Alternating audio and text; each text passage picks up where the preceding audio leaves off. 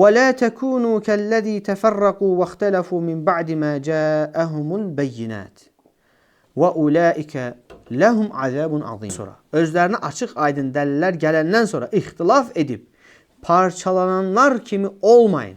Onlar üçün böyük bir əzab var. Ayın əzəmətinə bax. Bax, ixtilaf edib parçalananlar kimi olmayın. Onlar üçün böyük bir əzab var. Kim üçün? İxtilaf edib parçalananlar üçün. Ona görə Allah Azze ve Celle buyurur ki, onlar kimi olmayın, parçalamayın.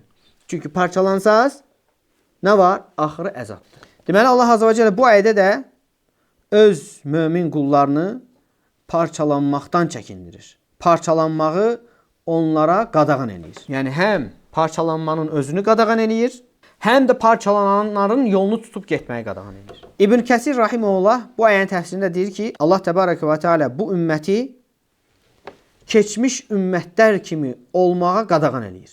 Keçmiş ümmətlərin əməlini etməyə onlara qadağan eləyir. Hansılar ki, onlar nə ediblər?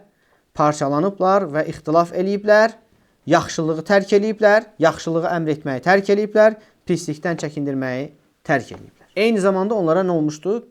Hüccət də qalxmışdı. Yəni elm onlara gəlmişdi. Bununla yanaşı onlar yaxşılıq eləməyi yaxşılığı əmr etməyi tərk etdilər, pislikdən çəkindirməyi tərk etdilər, ixtilaf etdilər, parçalandılar. Və Allah Azze ve Celle bunların hamısından bizi çəkindirir. Və eyni zamanda deyir, burada diqqət eləməli lazım olan bir məsələ var ki, o da onların parçalanmasının, bizdən əvvəlki ümmətlərin parçalanmasının cahillik səbəbi ilə deyil, gözəl niyyət səbəbi ilə deyil, məhz elm üzərində olmasını və pis niyyət üzərində olmasını bildirir Allah Azze ve Celle. Çünki deyir, özlərinə açıq aydın dəlillər gələndən sonra.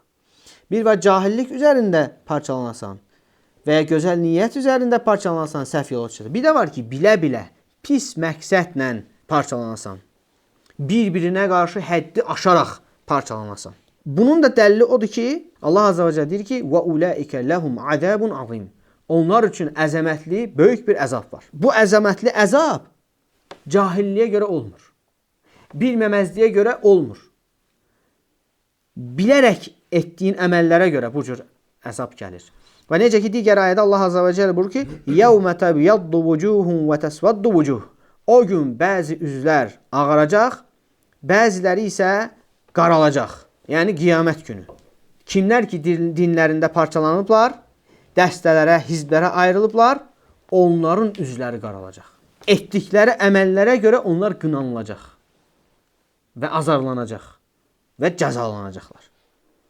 İbn Abbas radiyallahu anhuma deyir ki, bu ayənin təfsirində يَوْمَ تَبْيَضُّ وُجُوهٌ وَتَسْوَدُّ وُجُوهٌ. O gün bəzi üzlər ağaracaq, bəziləri isə qaralacaq. Bu ayənin təfsirində deyir ki, فَأَمَّا الَّذ۪ينَ بِيَضَّتْ وُجُوهُمْ فَأَهْلُ السُنَّةِ. O gün üzləri ağaracaq olanlar əhl-i sünnədir. Kimdir bunu? İbn Abbas radiyallahu anhuma. Deyir ki, فَأَمَّا الَّذ۪ينَ بِيَضَّتْ وُجُوهُهُمْ فَأَهْلُ السُنَّةِ وَالْجَمَاعَةِ وَاُولُ الْعِلْمِ. O gün deyir, üzləri ağaracaq olanlar əhl-i sünnət və cemaat və elm əhlidir. Subhanallah lazım. İbn Abbas kim idi? Peyğəmbər sallallahu aleyhi ve sellem əmsi oğlu tərcüməl Quran. Peyğəmbər sallallahu aleyhi ve sellem onun üçün dua etmişdi. Allahümme allimhu təvil və fəqqihhu fid-din. Allahım ona Quranın təvilini öyrət, təfsirini öyrət və onu dində fəqihlərdən et. Və Allah azze ve celle Peyğəmbər sallallahu aleyhi ve sellem bu duasını da qəbul etdi. Ona sahabələr habrul ümmə deyirdilər. Ümmətin bilgi alimi deyirdilər. Və bu ayəni İbn Abbas bu cür təsir edir. Deyir ki, burada üzləri ağaracaq olanlar əhl-i sünnə vəl cemaat. Elm əhlidir, həqiqi elm əhli. Və əmməl-ləzīnə svəddət vücuhuhum. Amma üzləri qaralanlar isə fəəhlul bid'i və dalalə. Bidət əhli və azğınlıq əhlidir. Subhanallah əlazim. Burada da əhlül bidə deyəndə, bidət əhli deyəndə bütün hizblər, bütün dəstələr buraya daxildir. Allah azze və cəllə bizləri qiyamət günü o üzləri ağaranlardan etsin.